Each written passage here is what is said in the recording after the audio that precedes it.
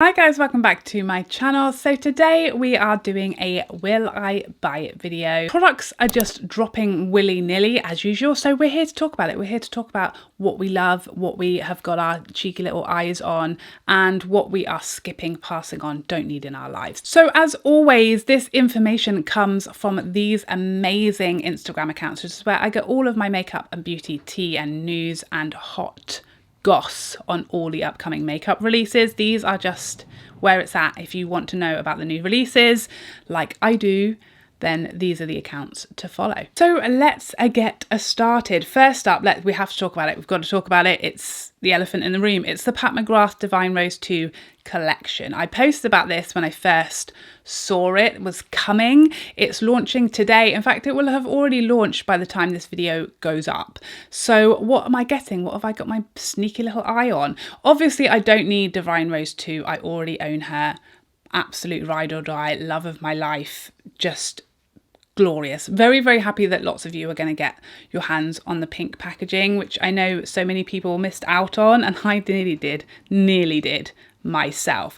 So I love it. I'm obsessed with it. It's gorgeous, but I already have it, so I don't need it. The quad, however, definitely going to be picking that up. It's beautiful. It's definitely my kind of tones, and after being floored by the quads from her holiday collection, I have a new place on my shelves for Pat McGrath quads, which previously I wasn't really about them. The highlighter, 100% coming home. I love the first highlight she dropped.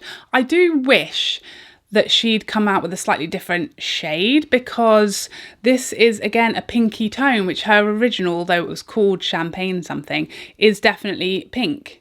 And this one is again pink, although it's a different, shade, tone of pink. It's still a pink. So I wish she had come out with maybe a gold or a champagne, or just something that was more of a departure from the original highlight, so that those who just don't like pink highlights or it didn't work on their skin tone had a different option this time. But I'm here for it. I'm definitely going to be picking that one up because I loved her original. The liners, eyeliners, lip liners, I don't need those. I have plenty. I don't use a lot of either of those products, so that is a pass for me. The liquid lipsticks, have never tried Pat McGrath's liquid lipstick formula. I love the look of both these shades. I find her swatches online quite misleading, so who knows what they're going to be like in reality, but hopefully I can help you guys out with that. And then the lipstick, the bullet lipstick, I keep going back and forth on this because again, her swatches and her lip pictures on her website I found really misleading when it comes to what the products actually look like in reality. So I don't know, but it looks, I really might need it. So that is a maybe. So I'm skipping on the big palette, the liners, obviously the mascara isn't new, and possibly the lipstick, but the quad, highlight and liquid lipsticks would definitely be coming home with me. I'm just all about them.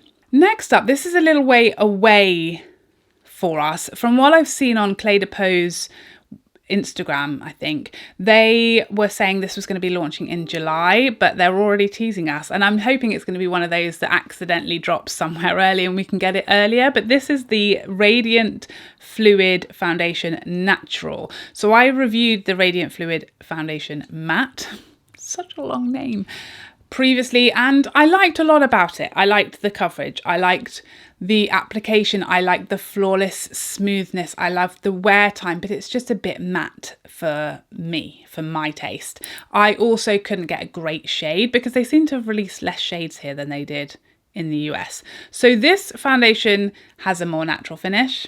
Yes. A more radiant, glowy, natural, skin-like coverage, and it apparently has more shades. So I'm hoping this is going to be the answer to all my Clé de Peau foundation prayers. So I'm definitely going to be trying that one when it eventually turns up, whenever that may be. Next up, this spring collection from Chantecaille. This whole collection is a quite easy pass for me. Not that it doesn't look very, very pretty, very beautiful, but there's just nothing there that kind of appeals to me. I feel like the eyeshadows just look very meh as far as the shades, and those sort of balmy lipsticks, as much as I love them, I've got them coming out my ears at the moment, so I just don't feel in the mood to bring any more home. The packaging, is it beautiful? Is it glorious? I love everything Chantecaille stands for, but yeah, that collection in particular for me is an easy pass. Next up, this MAC Black Cherry collection. This has got a lot going for it.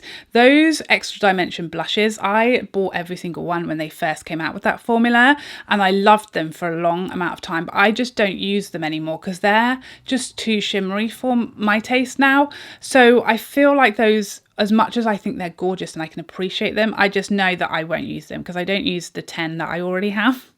And then their balm, these kind of glow play lip balms, again, like I said with the previous Chantecaille lip balms, like these, you know, tinted lip balms. I love them. I'm here for them, but I've got so many of the Charlotte Tilbury ones I love. The Nars are very, very nice. I've just got so many of those types of products now, the Fenty, that I just don't, I feel like I'm good for those at the moment. And the regular lipsticks, like I definitely need another MAC lipstick, like I need a hole in the head, to be honest. So that whole collection, not that I don't appreciate it, but it's just nothing I feel like personally I need any more of any of it. Next up, this Nars collection. So initially I thought, and it looked as though this was going to be an eyeshadow palette, that 9-pan eyeshadow palette, and a duo, a blush duo, which I was like, my eye was suspiciously clocking that looks like another blush palette from Nars that has Orgasm in it, and actually it's not. So the shades in that duo, when they released it, actually it's Deep Throat and Tempted. So thank goodness it's not another blush palette from Nars that's got Orgasm in it, because so many of us don't like it, or just have orgasm coming out our ears. That's what she said. I mean, the packaging, Nars does like cheek face palette and packaging like no other. It's to die for. I adore it. I've got a couple of face cheek palettes from Nars and they just floor me. The packaging is just like nobody else. I love their blush formula, one of my absolute favourites, but that particular duo doesn't really appeal to me. But then I saw these pictures, so it seems like they're not done. There's more coming. Hold on, guys. We're not done yet. It's still coming. There's people coming. They're coming through the quad. But there are some more coming. And you know how much I love my Hot Fix cheek palette. These two little numbers at the bottom look very much along that vibe. I love them for bringing out a lighter and a deeper version. Tick that box, and they look very, very nice. So yeah, I mean, I'll wait for swatches. I wait for the tea to see what shades are actually in there, and if maybe I already have them all already, but one of those for sure. I don't really like the top, the, you know, eyeshadow, and that one doesn't really look like it's my jam, but one of those bottom quads for sure. If I don't own every colour in there already, I'm here for it. Next up, a perfume that I have already snapped up. This is Love Extreme by Killian. I've talked about Love before. I actually ordered a sample of it. Love by Killian is the Rihanna perfume that everybody went nuts for, or still goes nuts for, because apparently there was this rumour going around that Rihanna smells like the best thing you've ever smelled in your whole life, and everybody who meets her is just raving about how she smells like something from another planet in a good way. She doesn't smell like an alien. She smells great, okay? Off the scale, amazing. So everyone was desperately trying to find out what was this perfume that Rihanna wears. It's just, it fills the room, it's glorious, we all love it, what is it? And it turned out it was Love by Kilian. So I bought a sample of it to see if I wanted it, and it's too sweet for me, for my taste. I can totally get why everyone thinks she smells amazing and everybody loves it and it's beautiful. Totally agree. But it's just too sweet for my personal perfume taste. And then I saw this one has just dropped, and it is supposed to be a more mature version, slightly less sweet, slightly more sexy, and just a more grown-up version, not quite as sickly sweet as the original Love. It is a limited edition, which I but you know, perfumes last a very long time, so, and especially when you have a lot, so I'm not that worried about that. By the time I've run out of it, something else will have come along, so it's going to be fine. But yes, 100% that one is already on its way. This foundation from Clinique, the Even Better Clinical Serum Foundation. I mean, no shock surprise that this is the shade range that Clinique came out with, because they are like the queen of the very, very white shade ranges. This is what they do. And not only is their shade range appalling as far as inclusivity, it's also appalling as far as undertones. In my experience, I can never get a good shade from Clinique. There's not one there that isn't extremely pink or extremely orange. So this is a very easy pass. Really doesn't matter how good of a foundation it is when that's what their shades are. It's a very easy pass. I've no interest in even hearing anything more about it when that's the shade range they're putting out. The Guerlain Essential High Perfection Foundation. So this is like, from what I see and read, there wasn't really a huge amount of information about this foundation, the finish, the coverage, etc. But when I was reading about it on the website, it looks like the more matte version of the other foundation they brought out with the same stunning packaging. I reviewed that original one, the Glow version, when it first came out, and I liked it. I didn't love it. I didn't find it flattering on like my problem areas, and I didn't find it wore that well. And again, Guerlain is one that I struggle with. Undertones can be a bit much, but they seem to have really improved their undertones. They have more neutral options now and more shades in general, which is great.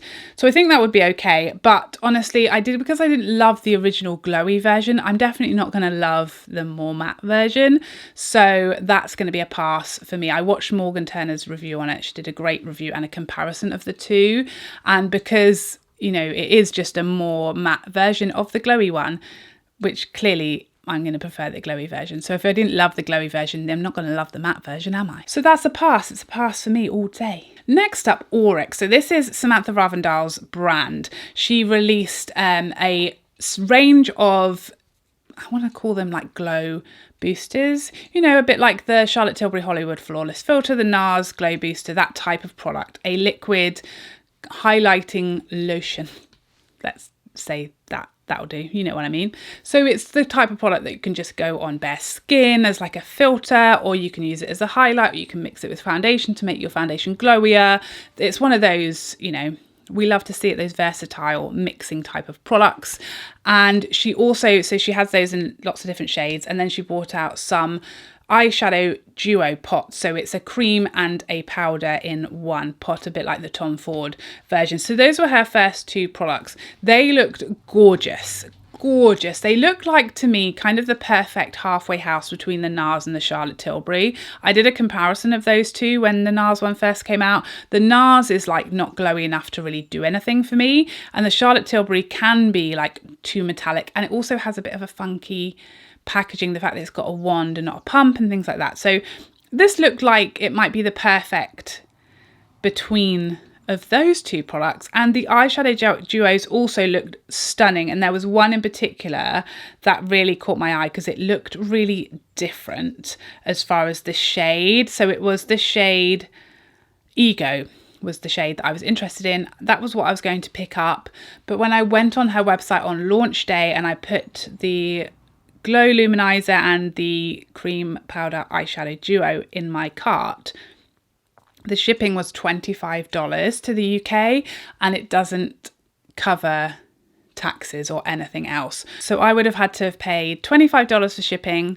20% on top of that total amount, including shipping, for tax when it gets here. And then I'd have got stung with the charge on arrival as well, because those hadn't been paid at the point of purchase. So yeah, it was going to end up being like over probably around £100 for one eyeshadow pot and the luminizer, which is just, I just hate that. I refuse to pay an extortionate amount of shipping and then pay an extortionate amount of taxes and then get stung with the penalty charge for it not being covered at the point of purchase. So yeah, so that basically put me off purchasing. I really hope she sorts that out, or she gets a UK stockist perhaps, because I would definitely be interested in the brand, supporting her, and definitely interested in those products as well. But yeah, I just can't pay double to get it here. I just can't do it. Next up, these quads from Tom Ford. You know, I've been in the market for a Tom Ford quad. I still haven't bought one because I still just can't find one that I like the look of enough to push me over the edge and get my paws on one. I don't think either of these two are going to do it either. So this is the Desert Fox shade, and then there's also I can't remember the name of the other one. It'll be there. The rose one. Again, they just both look exactly the same as 100 others that he's brought out, and no different. And yeah, I mean, if I see a review that blows my mind and makes me feel like these are unique and they are different and they're special and there's something I don't have, maybe I'll pick them up. They're not available here in the UK yet. I think they are available in the US. I don't even know if they'll come here. But if they do, I don't think they're going to be the ones to push me over the edge. I don't think they just look okay, like the vast majority of his quads do to me. And last but not least, the Huda Beauty Luminous Matte Foundation. So this is a re-release of her original Faux Filter foundation, but it has been tweaked and improved. So I own her original Faux Filter. The changes that she says she's made, that Huda has made to this re-release or rejig of this foundation, is that there's more shades. It seems to be like it's slightly less matte. She's calling it the Luminous Matte Foundation, so maybe it's slightly less matte. She's taken out the perfume, which I know for so many people is going to be like a joyous day. I think that's the biggest thing for most people. They've been begging, please stop putting this insane amount of fragrance in all your products, because lots of people are sensitive to fragrance and it doesn't need to be there. That amount certainly doesn't need to be anywhere, really, even in a perfume. But yeah, so I think that's amazing. I think it's fantastic that she's listened to feedback, she's taken it on board, and she's made the changes people are asking for. I love brands that do that. That is awesome. So yeah, more shades, less matte, better wear time, and no fragrance are the key changes to this foundation. I think for me, I don't need to pick this up. I've already got the original and I don't have an issue with fragrance. I know how I feel about it. There's not enough change in there for me to feel like I need to try the new one. It sounds pretty much the same without the fragrance. So yeah, it's going to be an easy pass for me. But if you haven't tried the original, it is a very beautiful foundation, very flawless, insane amount of coverage, like one pump with a sponge and you are a different person. That kind of foundation, which isn't generally my preference anyway. It's a bit too matte, it's a bit too mask-like, it's a bit too much in general. But if you're into that like Instagram perfection, flawless, full beat makeup, I'm very excited that it now has a fragrance-free version so that the majority of people will be able to breathe while applying it. So there you have it. Those are all the products that I am either eyeing or goodbying in the next little bit of time. Please let me know how you feel about these products and whether you plan to pick them up or not. I would love to know, as always. I hope you enjoyed this video and I'd love to see you in the next one. Otherwise, take care for now. Bye.